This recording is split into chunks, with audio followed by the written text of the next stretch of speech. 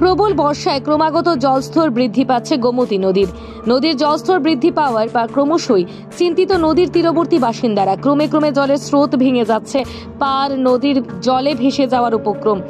ঘরবাড়ি থেকে শুরু করে কৃষিক্ষেত, সরকারি স্কুল, চিন্তিত বাসিন্দারা বরাবরই দাবি জানিয়ে আসছেন নদীর পারে বোল্ডার নির্মাণের।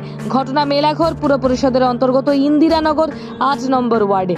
ঘটনার বিবরণে জানা যায়, দীর্ঘদিন যাবত ওই এলাকার বাসিন্দারা নদী পারের ভাঙন বিষয়ে সরকারের কর্তা ব্যক্তিদের নিকট বোল্ডার নির্মাণের দাবি জানিয়ে আসছিলেন, কিন্তু তাদের অভিযোগ সরকারের ক্রমে রদ বদল হলেও কোনো আমলেই তাদের এই সমস্যার সমাধান করা হচ্ছে না।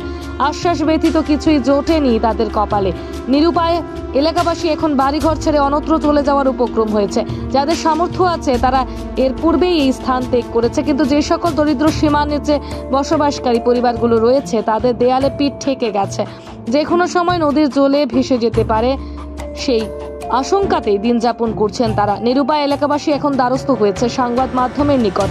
সংবাদ মাধ্যমের সাহায্যে তারা রাজ্যের কর্তা ব্যক্তিদের নিকট আর্জি জানাচ্ছেন তাদের সমস্যার সমাধানে এগিয়ে আসতে নদীর পার ভাঙন রোধে নদীর পারে বোল্ডার নির্মাণের জন্য। Bureau report, north east 24 news.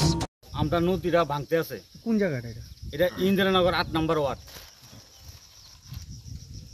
তারপরে আমরা বাপদাদা আমলে থেকে আমরা যেটা বাবার কাছে, দাদার কাছে শুনছি 1970 থেকে এই ভাঙতি, এই নদী ভাঙতে হইতে আছে। সবার কাছে জানাইতে আছে, পঞ্চায়েত আছে, জানাইতে আছে, এই দিব কইতে আছে।